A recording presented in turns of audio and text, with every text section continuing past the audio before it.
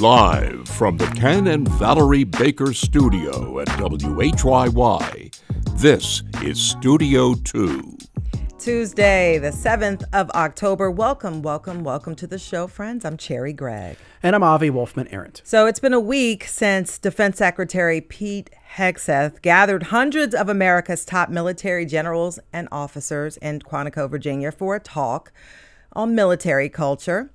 His focus was the so-called warrior ethos, and he made it very clear that he wants to raise the physical fitness and grooming standards. No more beards. He also wants to curb DEI and make standards for combat positions gender neutral. By the way, they've already been gender neutral. And he said that with these raised standards, if some people don't make it, including women, so be it. Now that the dust has settled, today on the show, we're going to hear from three individuals who served in the military, climbing its ranks, to help us unpack what was said, get their take on this culture shift.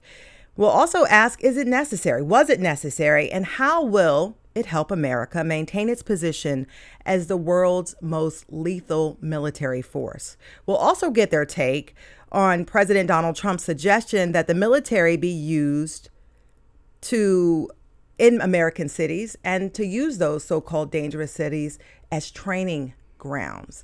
Of course, our show is driven by you, our listeners, at home, on the road, and elsewhere. So we invite you to participate in the conversation. Our question of the day is, does the U.S. military need to reform its culture and standards? And we are very interested in hearing from veterans and their families. The number is 888-477-9499. The email is studio2@whyy.org. And if you're watching on Facebook or YouTube, please share the video, but also leave your comments in the chat. And just highlighting what you said there, we really are interested in hearing from folks who are veterans, who've grown up in military families, because a lot of us on the outside don't really have a great sense of what military culture is, and your perspective would be invaluable today. So give us a call, 888-477-9499, email studio2@whyy.org. Trio of local news stories. Yep. Cherry, let's start it off. We mentioned this yesterday on the show, but local governments and organizations are starting to feel the pain as Pennsylvania's budget impasse enters its fourth month.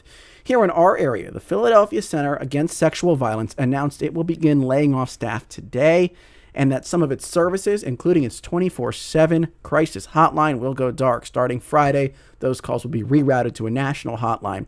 And last week, Spotlight PA reported that 3 counties already have plans to furlough workers, including Northampton County in the Lehigh Valley. So we're starting to see some of the effects from this ongoing budget stalemate in Harrisburg. Yeah, it's a really sad moment for WAR that has been doing this work for many years. And that's, by the way, the former name of the Philadelphia Center Against Sexual Violence. Yes, as well as for about 2,500 people who work for domestic violence organizations throughout the state. And many of these groups are at serious risk of layoffs because those programs are funded by $11 million from the state. And counties have already said that, look, they cannot continue to front the money to keep these organizations open, and many of the groups just cannot afford to take advantage of the state loan program because there's a 4.5% interest rate on that. And so they're already on thin budgets. But, it also makes me wonder how many other types of organizations will start feeling the brunt of this. And we talked about this on the show yesterday. Once all parts of the state start feeling the pain of this budget impasse, it will turn up the pressure on the lawmakers to make a deal.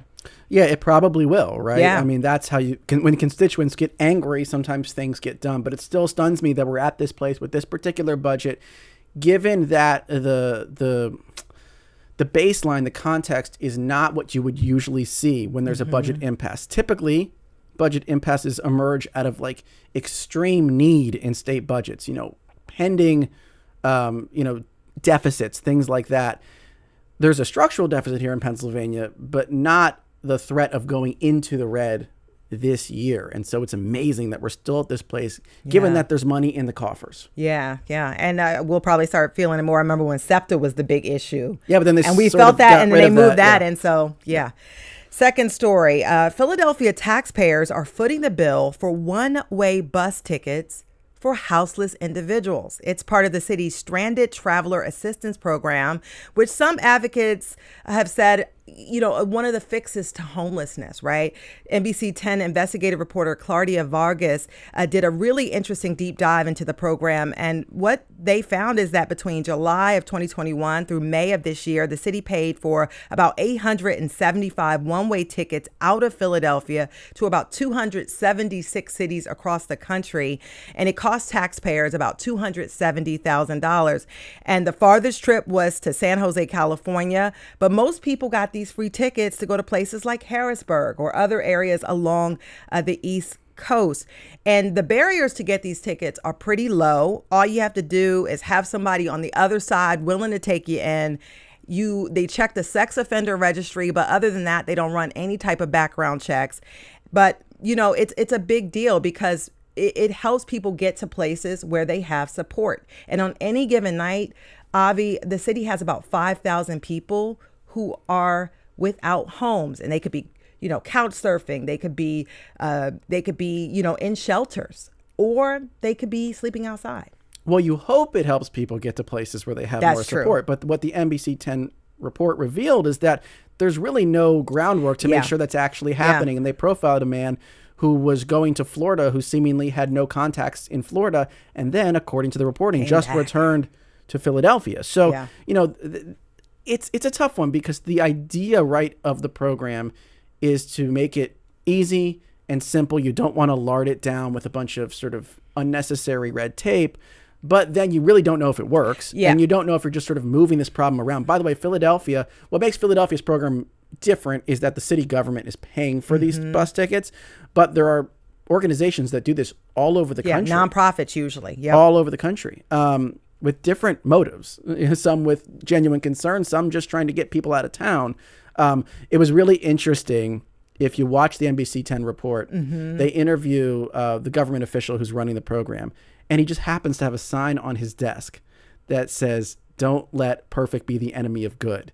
And if that isn't the ethos of a program like this, I mean, it's just like one of those visual moments that really popped for me in the story, which is a good one, and people should check it out. Yeah, and by the way, part of the problem is they do zero follow-up. So you don't know, and some of the people do end up right back in Philly. Of course, follow-up costs money, and sometimes it slows programs down. I mean, I think this is genuinely one of those things that gets to the tension of what it's like to run a government program and try to run it with as the maximum impact, right? So third story, man, I don't know what to think about this one, Cherry. I really don't. So I learned today about a young man named Andrew Perong. His life's work is to end robocalls. Andrew's 28 years old. He's from our region. He's a graduate of Temple Law. He has been suing robocallers since high school. And that's like dozens of lawsuits against robocallers because there's a federal law that says you can't call certain people if they're on like a do not call list.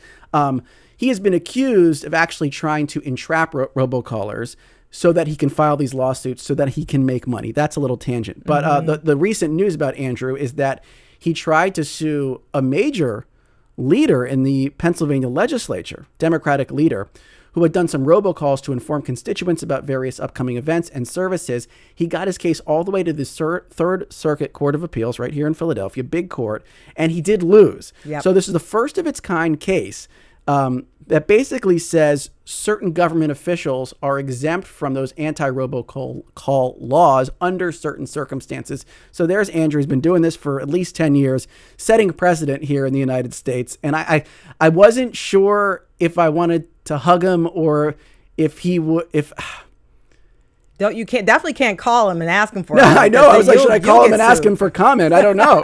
It's dangerous. It's dangerous. Can't leave a message. What did you think about this guy's crusade against robocalls? I thought it was interesting. And by the way, I got a robocall last night from my congressman telling me about a town hall. Did you pick up? I did not, but I got the voicemail. But I could see why the court decided to exclude government officials because that's for the public good. And so, but Andrew, he was like, Perong was like, look, I don't want anybody calling me who I didn't say call me. Yeah. And there are probably people who feel like that, but there's a difference between, people trying to solicit you for a campaign, for example, and this. But I want to give him some advice because there's a lot of money being made against the spam text right now. Someone just got millions of dollars from Cash App. You're saying he should shift his he focus needs to shift to the his text. Focus to the text, That's man. smart. Yeah, that's where the big money money. is. Yep. That's big money. So you're welcome. You are welcome, Andrew, by the way. Please don't sue us. But also, I do think that robocalls really, to me, are not as big an issue anymore. No, I don't know. No. I Because think he started this in high school. He did. I get it. There's a I get minute. it. That was like it's his 10 years thing, and he ago. can't stop. But I do feel like it's actually very easy now to tell. Yeah. Like, I haven't actually picked up a robocall in earnest in like years. Yeah, that's what I'm saying. Andrew, switch to spam text. Free advice. Lots of money. Free legal advice. Switch over. From Cherry Let it Gregg go. Esquire. Coming back on the other side of this break, we're going to talk about military culture and whether it needs to change. We would love to hear your thoughts. Don't go anywhere. This is Studio 2.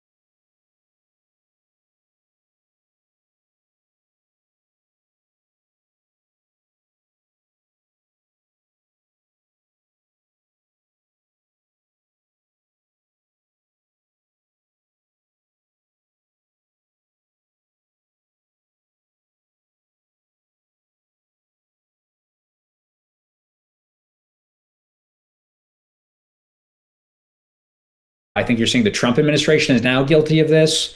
And if we enter that cycle where the military is politicized, one of the most concerning things that Pete Hegseth did in his speech was to call out individual generals by name and say, these are not the types of officers who are welcome here. Because the second you start doing that, you start creating a view that there's a bias, that maybe certain generals and admirals are Republican generals and admirals, and others are Democratic generals and admirals. And you could take an institution like the U.S. military that has been viewed by and large as a non-political entity, and you can politicize it in the way that we've seen the Supreme Court politicize. And that undermines the credibility of the U.S. military in the eyes of American citizens. And in a democracy, having a large standing military combined with extremely dysfunctional domestic political politics is extremely dangerous. And this is something that our founding fathers understood. And I don't say this as a partisan of a Democrat or a Republican, but it is a road we seem to be rapidly traveling down. And that's very concerning. And I'd love to get your take on that, Eric, because the commanders in chief, they change. Right. And so did this feel different, because, as the sort of pendulum swings back and forth? Yeah. Well, I've never seen an occasion where a SecDef brought so many together at one point in time in one room to address it. And I think Elliot's exactly, correct in terms of the military staying apolitical. And there's been a long-standing tradition of that, and it has slipped recently. I came into the service in the 90s, and so I saw the huge, RIF reductions, and I also saw a climate created. It was called a zero defects army, in which stifled creativity, stifled calculated risk-taking, and we had to get rapidly away from that after 9/11 because so much of what happened after 9/11 was new for our military. We needed to learn how to reward calculated risk-taking instead.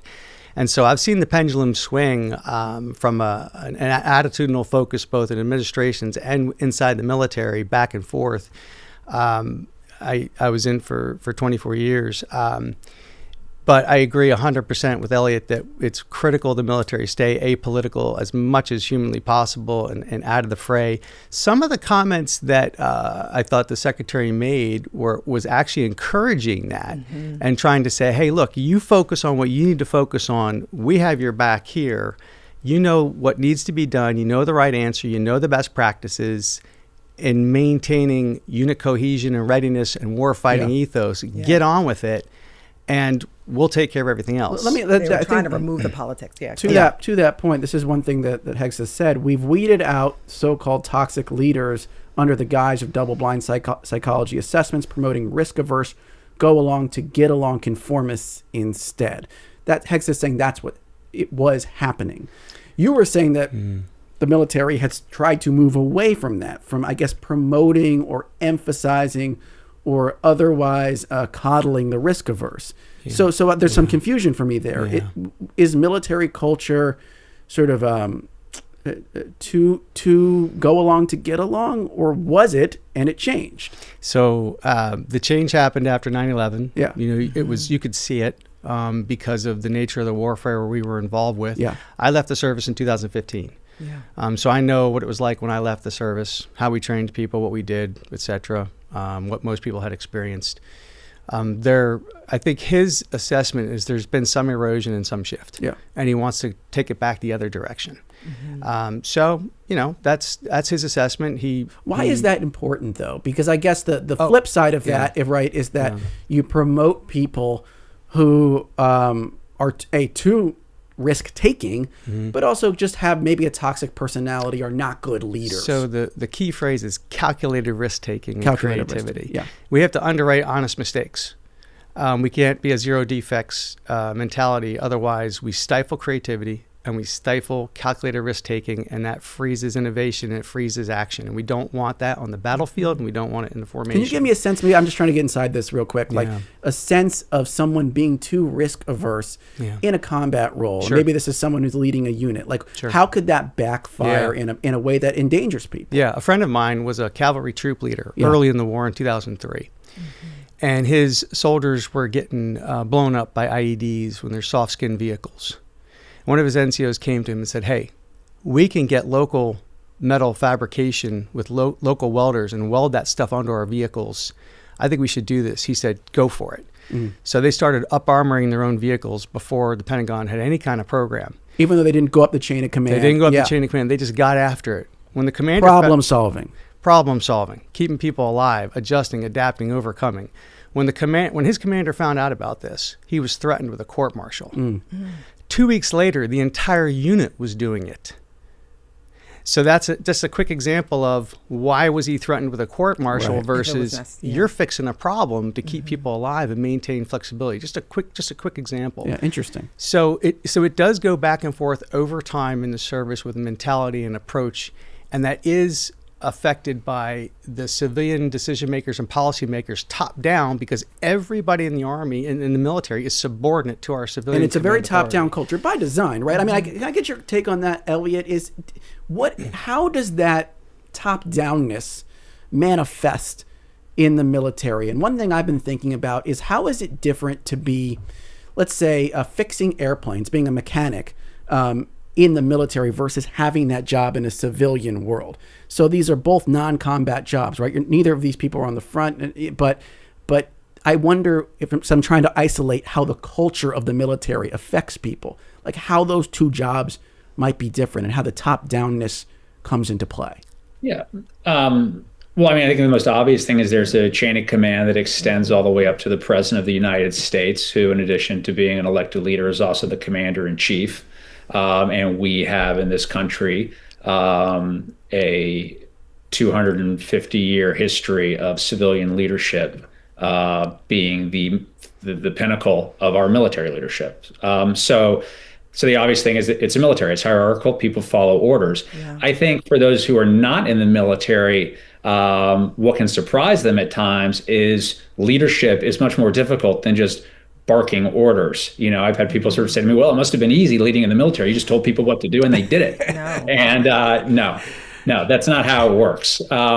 Your credibility as a leader is wrapped up in the experiences you've had, your reputation. There are a million ways for people in uniform to not do or not do effectively what they're being asked if they don't believe in the mission. So the laws of sort of leadership and social gravity still exist in the military, and that again goes to the point of why it's so critically important that the culture of the military become apolitical. Because introducing politics into the military is you're introducing a sort of a toxic variable where if people start viewing their commanders through a political lens, they may or may not be loyal to those commanders. And oh, by the way, you crack open a history book and you look at other countries, we have been in our history the exception, not the norm. The norm is that politics gets introduced into the military. Yeah. You go all the way back to ancient times where there are cases, myriad cases of the soldiers deciding that their allegiance is to their general, not to the country. And we're having this conversation today, in the context of National Guard troops being sent state to state in extremely political charged situations. And I actually had an experience of that myself when I came back from Iraq in 2005. My infantry battalion, the big event we participated in Iraq was the Second Battle of Fallujah, which was the biggest battle of that war. We came home, and 6 months later, we were sent to New Orleans right after Hurricane Katrina. So within a 6-month period, we went from fighting Al-Qaeda in Iraq to helping provide security for the citizens of New Orleans. And that can be very disorienting for military members, particularly when you see scenes like you see today where there's, violence in the street and today National Guardsmen. But, at other times there's been called for federal troops to be deployed to keep the peace. And you're really playing with fire if you've got a politicized military that is being asked to get involved in not only domestic politics, but policing inside of cities. It is not good and does not take our country anywhere we want to go. Yeah, and I want to, since you brought this up, Elliot, I definitely want to, touch on that, because President Donald Trump has said, you know what, let's use our dangerous American cities as training grounds for our military. Mm-hmm. What has been the general rule, Eric, as far as, what it means, the way the military treats the American soil? What has been the view of soldiers on American soil, just so people who are not military affiliated understand? Right. So I spent my whole time on active duty, not in the National Guard or reserves. But typically, the National Guard falls under the command of the state governor. And it can be mobilized or federalized in times of emergency for use overseas. And we certainly saw a lot of that during the Iraq and Afghanistan war. We could not have done what we did without all the Guard and Reserve soldiers stepping forward to support. And then they're used domestically for crisis, disaster, crowd control, crisis being a key word. So they're not strangers to crowd control, riot control, to civil disturbance, interdiction, and have been used. And we have a history of that in this country, of them being called out to be used for different situations. Limited scope for active formations to be utilized. Elliot had his experience in New Orleans. I know that the 7th LID was called up in the Rodney King riots in LA years and years and years ago. And Elliot's right, it should be done with extreme prudence and very carefully, and only when absolutely necessary. So for the Guard to be called up by the state governor to help secure the streets or secure a situation when there is domestic violence or rioting going on, that's not outside the domain, whatsoever. I think right now, obviously, what's at question is utilizing Guard forces in situations specifically where other federal agencies, ergo ICE, is coming under attack daily basis. And if the impression is that local law enforcement is not allowed to or will not help secure and respond to those individuals to help them, then the president is tempted to use the Guard to secure and protect those federal forces. Yeah. And that's the rub right now, and the controversy right now. We're going to go to break. We have another guest joining us on the other side of this break, and we're going to keep our two guests here. A lot more to talk about as we talk about military culture. Does it need to be reformed? Do its cultures and standards need to change? Give us a call, 888-477-9499. Email studio2@whyy.org, and don't go anywhere.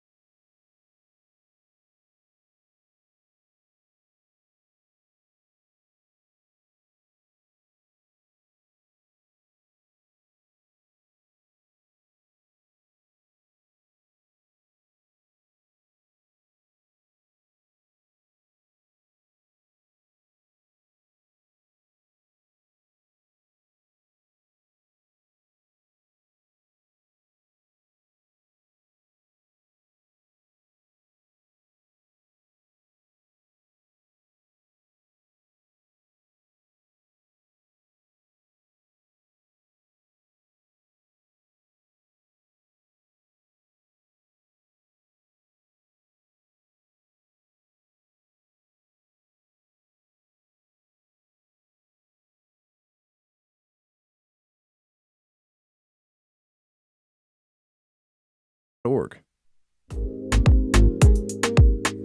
Welcome back to Studio 2 here at WHYY. I'm Cherry Gregg. And I'm Avi Wolfman. Aaron, before we get back to our conversation about the military, I want to shout out an event we're hosting this Sunday, which kind of has a military connection. I'll be in Princeton, New Jersey at the Yankee Doodle Tap Room doing a live interview with a local historian to discuss Princeton's significance to the American Revolution. There will also be a walking tour after the interview. It's part of a series of events WHYY is hosting ahead of the nation's upcoming 250th anniversary. We have limited availability, so if you want to join me Sunday at 1 in Princeton, email tavern250, that's the number 250, at WHYY.org. And now back to unpacking Defense Secretary Pete Hegseth's vision for the U.S. military. In a speech last week, he blamed politically correct and DEI politics and policies for eroding the armed forces war-fighting culture. Hegseth called for stricter standards, tougher training, and the return to a warrior mentality. And some of those fitness standards, he acknowledged, may mean that women don't make it in certain roles. And here's Secretary Hegseth from last week. But when it comes to any job that requires physical power to perform in combat, those physical standards must be high and gender neutral. If women can make it, excellent. If not, it is what it is.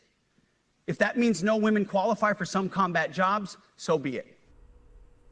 We've been talking this hour with Elliot Ackerman, a Marine veteran, and retired Lieutenant Colonel Eric Stetson. Before we get back to them, we want to bring in Kyle Ann Hunter, CEO of Iraq and Afghanistan Veterans of America and a Marine combat veteran. Kyle Ann Hunter, thanks for joining us on Studio 2. Thank you so much for having me. And for you, our listeners at home, on the road, and elsewhere, our question of the day is, does the U.S. military need to reform its culture and standards? And we are especially interested in hearing from veterans and their families. The number to call is 888-477-9499. The email is studio2@whyy.org. And if you're watching on Facebook or YouTube, put the comments in the chat. And Kyle Ann, we wanted to just get your take. You heard those comments from Secretary Hegseth. You know, it's been a week. The dust has settled, especially when we're talking about standards, when it, with women. Your comments, your thoughts. The reality is that women have been meeting these standards ever since they joined. And if we talk about combat arms, that is infantry, tanks, artillery, it was actually the opening up of these career fields to women that largely led to gender neutral physical standards. There is, if you go to infantry officer school, if you go to the School of Infantry as an enlisted person, there is one standard that everyone needs to make. And it is very unfortunate that misinformation that somehow women are held to a different standard continues to perpetuate. So this standard for combat roles is uniform. Are there different standards for other types of roles in the military? Help us understand if there's any discrepancies, any differences at all in terms of the gatekeeping for women service members and men service members. When it comes to occupational standards, there are zero differences. I was a Cobra pilot, an attack helicopter pilot by my background. I was held to the exact same standards. There wasn't a woman's way to fly a helicopter and a man's way to fly a helicopter. There was one standard that everyone was held to. The only differential of standards that exist have to do with administrative qualifications of general health and well-being. And those are both age and gender normed. They are age normed because what qualifies as a healthy 18-year-old, when we think of a 18-year-old person, regardless of their gender, what it is that they are healthy is different than a 55-year-old in terms of just general health and well-being. And those are administrative standards that by the DoD's own instructions cannot be used to judge qualification for any occupation. And so we talk about just general health and fitness. That is something that is completely different, completely separate, is not used to determine whether or not someone is capable or qualified for an occupational standard. For occupations, they have always been gender neutral, and they should always continue to be gender neutral. Yeah.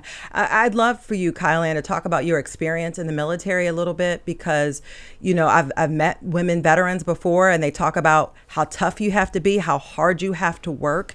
Can you talk about what it was like, going up, trying to become combat ready, and what it took for you as a woman to meet those standards?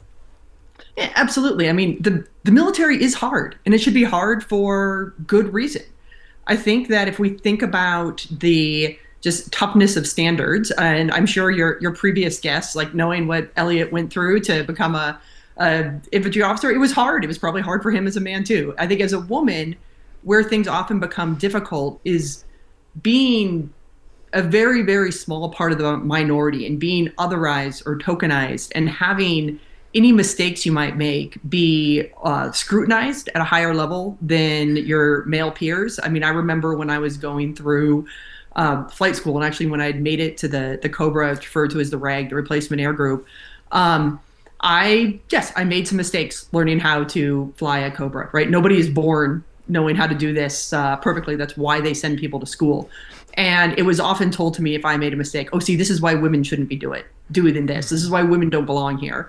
As opposed to, my male counterparts would make the exact same types of mistakes, right? Because we are all learning this, and nobody once said, oh, this is why men shouldn't be doing this. This is why we shouldn't have men in the squadron that is here. It was seen more as, oh, well, mistakes are made, we're learning, we'll give you the extra training you need to get through it. And so where I think the differences in the difficulty level often come from is the fact that there's so few women that everything an individual woman does ends up speaking for the entirety of the entire gender. That doesn't happen for men. Yeah. Well, this is an interesting comment from YouTube. This is Domi R, who says, I'm a female veteran. There's no place in the military for people like Hegseth. I've been stationed with men like him. They're still scattered here and there. I hope there weren't any in D.C. last week. I think referring to Quantico. But but I guess Domi doesn't come out right and say it. But do you understand where our listener is coming from there?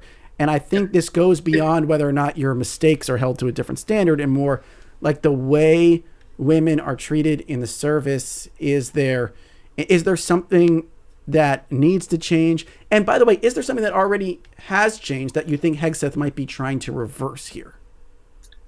Absolutely. And I will say personally, I was incredibly, incredibly fortunate that I did have incredible mentors, many of whom happen to be men, just because there's more men in the military, particularly in the Cobra community, than there are women, as well as peers, many of whom were men.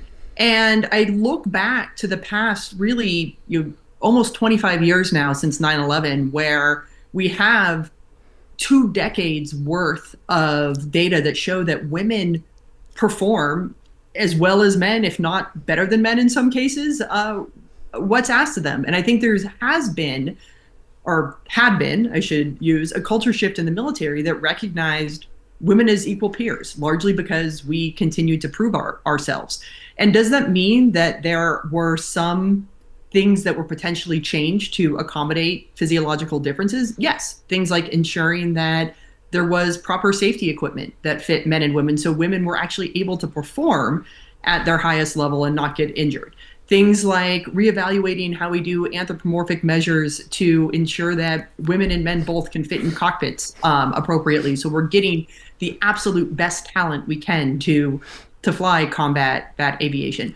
And I think people who served and people who recognize that pulling the absolute best and brightest from the U.S. population to serve in the military is essential were the ones who started to percolate into leadership. And unfortunately, some of these comments are undermining the incredible contributions that a whole host of diverse individuals have made to our military. And it is, an unfortunate dog whistle to those who don't think that women should continue to serve. Yeah, I just want to point out there were a number of women and women leaders in the military. One that comes to mind, Admiral Lisa Franchetti, who was fired. There were a number of people of color who were in top brass who were fired at the beginning of this administration. I just want to get your take, Kyle Land, on what this does for the, I guess for the morale of so many women and other folks who had smashed the ceilings, who had worked so hard to climb the ranks in the military, and what you think these types of remarks will do for that morale there and future retention and recruitment of women in these roles. This is an incredible morale killer across the board. And I will say not just of women. Admiral Franchetti in particular, she's someone that I was fortunate to know and would consider a mentor of mine. And she's a sailor's sailor. She is someone who got where she got because she's exceptionally qualified. Just like every other woman, every other person of color, and every other man who gets to these positions does so because the military had put processes in place to be a true meritocracy.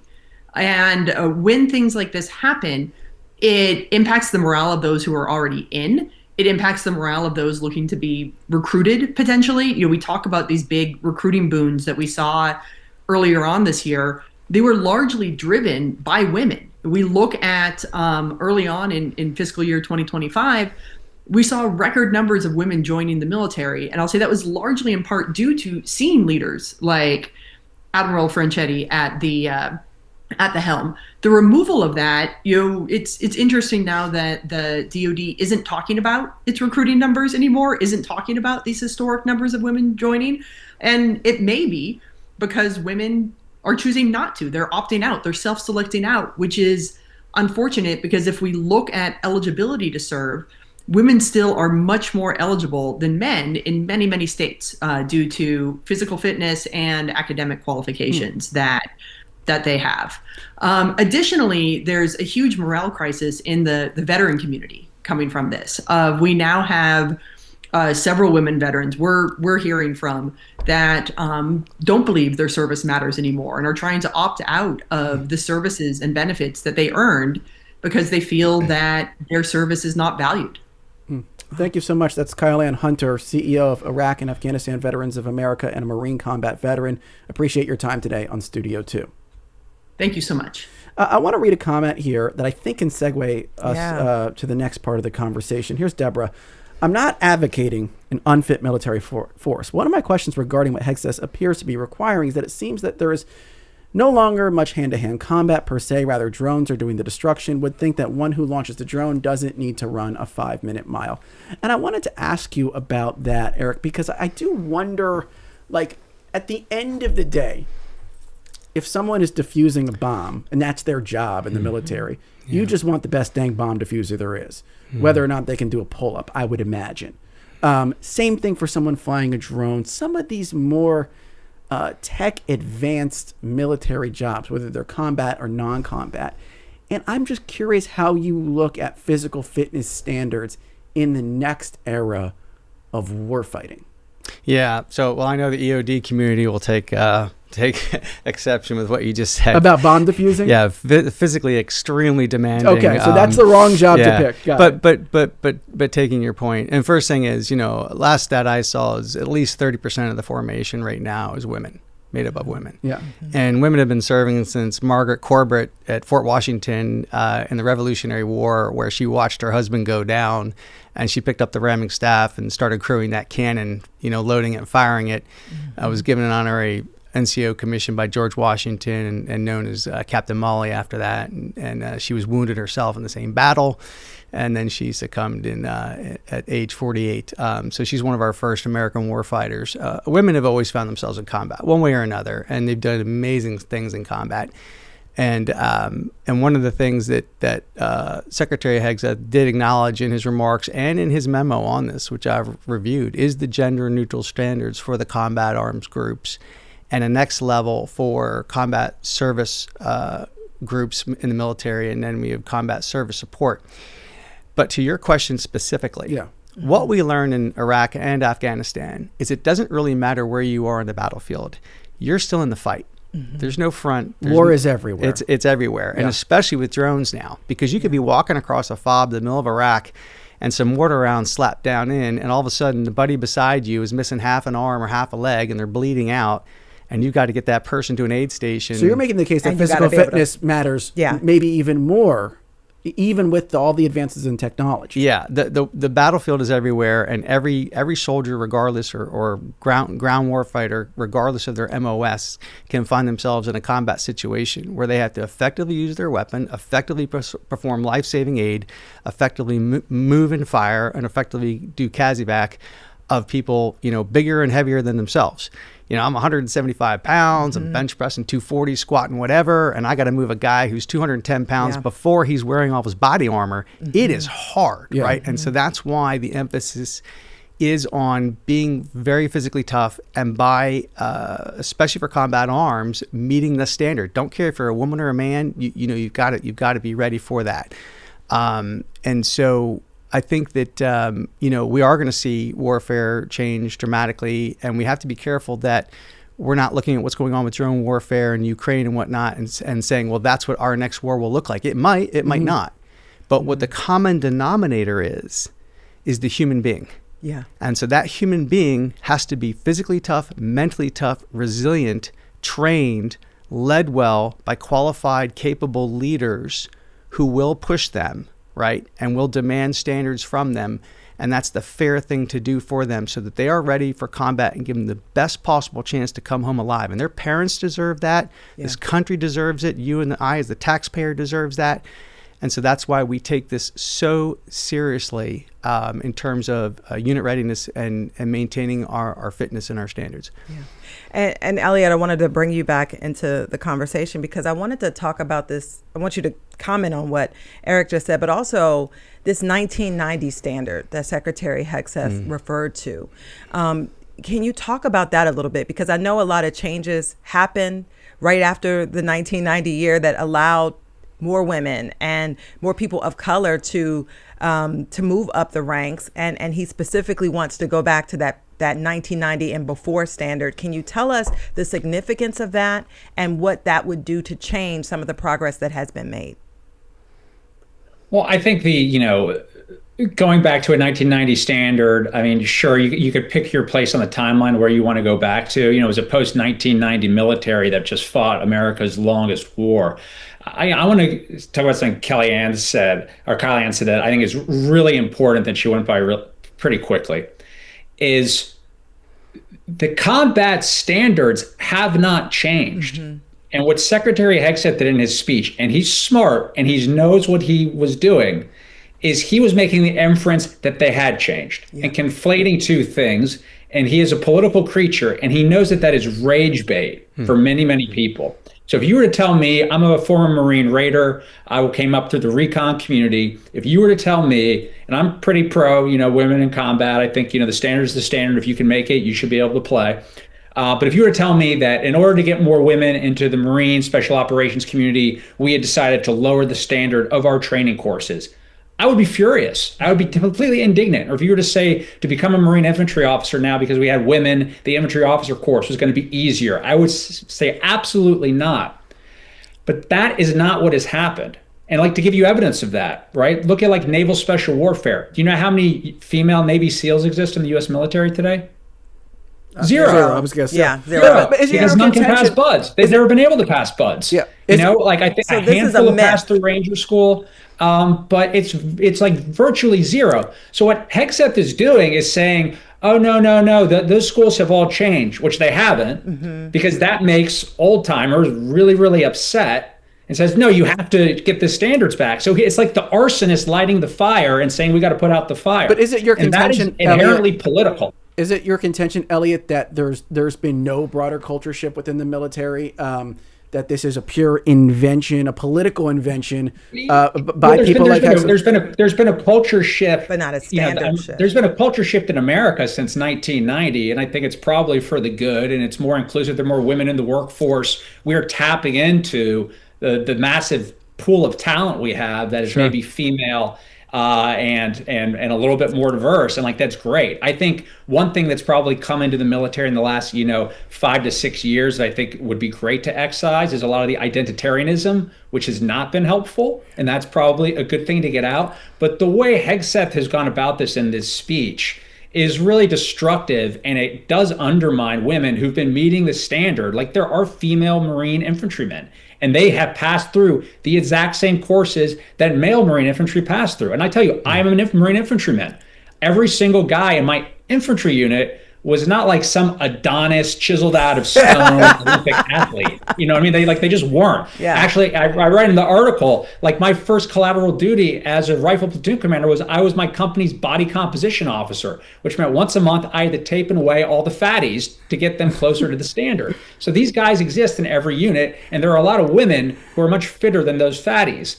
But what Hegseth is doing is basically saying that, yes, in the general physical fitness test that every service member takes, there are different standards to have different scores, and they break down by gender and by age. So I'm a 45-year-old man. We are getting to the end here, score Elliot. on the Marine Corps physical fitness test, I can run slower and do fewer pull-ups than a 20-year-old man. Yeah. And oh, by the way, if you're a woman, to get the perfect score, those are different. But that is something totally different than like, can you pass through this tough guy school? Yeah. And he's conflating the two, and it's for a political reason because he knows better. That's he knows Elliot. that this is not. That is Elliot Ackerman, Marine veteran, retired Lieutenant Colonel. Eric Stetson has also been with us this hour. We heard from Kyle Ann Hunter. I want to thank all of you for being here today on Studio 2. Interesting conversation. Yes, and thank you to everybody who wrote in lots of interesting comments online.